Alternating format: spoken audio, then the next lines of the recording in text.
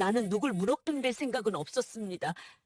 그냥 내 아들이 다시 숨쉬길 바랐을 뿐이에요. 며느리의 임신. 축복인 줄 알았는데 친자 검사 결과가 모든 걸 뒤집었다. 이 이야기가 끝까지 궁금하다면 좋아요, 구독해 주세요. 처음 며느리를 만났던 날을 나는 아직도 기억합니다. 특별한 날은 아니었어요. 그저 아들이 사람을 데려온다는 말에 평소보다 일찍 눈이 떠진 날이었습니다. 부엌에서 물을 끓이고 찻잔을 꺼냈다가 다시 넣고 창문을 열었다 닫았습니다. 기다림이란 게 원래 그렇잖아요. 몸이 먼저 움직입니다. 초인종이 울렸고 문을 열자 아들이 먼저 들어왔습니다. 그리고 그 뒤에 며느리가 서 있었습니다. 정돈된 옷차림, 과하지 않은 웃음, 신발을 가지런히 놓는 손끝까지. 그날 나는 속으로 생각했어요. 아, 괜찮다. 이 정도면 참 괜찮다. 결혼 후에도 며느리는 조용했습니다. 나서지 않으면서도 내가 보지 않는 틈에 집을 정리해 두는 사람. 나는 그게 고맙고 또 마음이 쓰였어요. 그러다 어느 날 며느리가 조심스럽게 말했습니다. 어머니 아이가 잘 안 생겨요? 그 말 하나가 집 공기를 바꿨습니다. 나는 조급해하지 말라고 했고 아들은 때가 되면 온다고 말했어요. 병원도 갔습니다. 처음엔 며느리 나이를 이야기했고 며칠 뒤엔 뜻밖의 말이 나왔습니다. 며느리 쪽 문제가 아니라 남편 쪽 요인이 더 큽니다. 그날 이후 며느리의 표정이 달라졌습니다. 웃어도 눈까지 닿지 않는 웃음. 밤마다 길어지는 침묵. 그리고 결국 두 사람은 분가를 했습니다. 작은 집, 조용한 시작. 나는 이제 괜찮아지겠지라고 믿었습니다.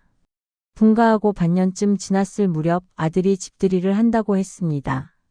가까운 사람들만 부른다고요.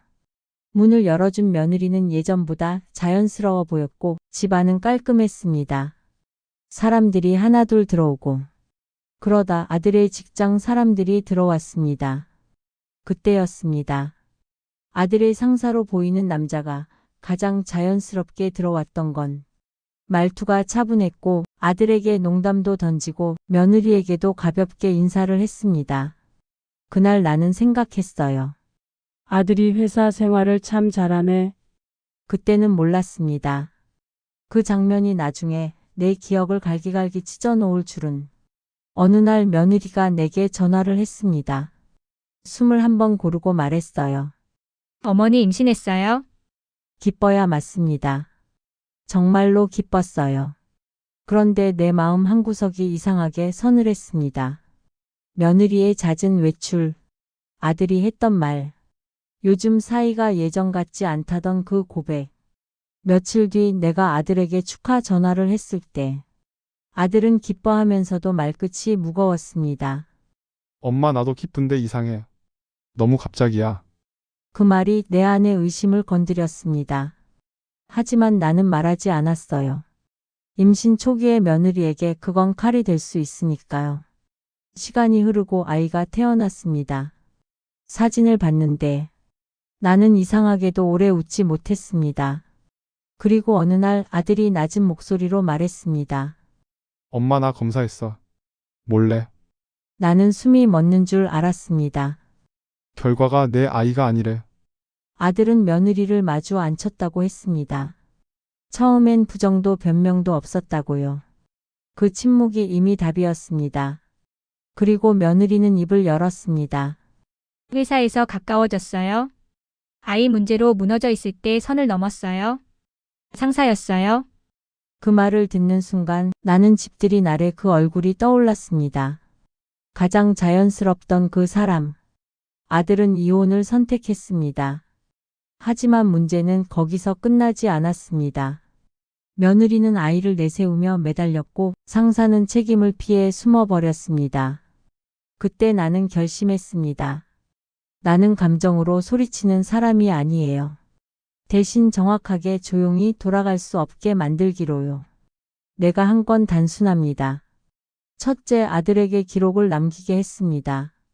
대화는 감정으로 하지 말고 문서로 남기라고요. 둘째, 상사에게는 직접 전화하지 말라고 했습니다. 사람은 전화로는 발뺌하지만 서류 앞에서는 말을 바꿉니다. 셋째 며느리에게도 말했습니다. 내가 무너뜨린 건 가정만이 아니야. 내가 선택한 책임을 내가 감당해야 해. 그리고 마지막으로 나는 아주 조용히 그 집의 문을 닫았습니다. 다시는 우리 가족의 시간이 그 사람들 때문에 더럽혀지지 않게. 아들은 오래 무너져 있었지만 밥을 먹기 시작했고 밖에 나가기 시작했고 다시 숨을 쉬었습니다. 나는 그걸로 충분했습니다. 복수는 누굴 망가뜨리는 게 아니라 내 사람을 다시 살려내는 거라는 걸 그때 나는 배웠습니다. 여러분이라면 같은 선택을 했을까요?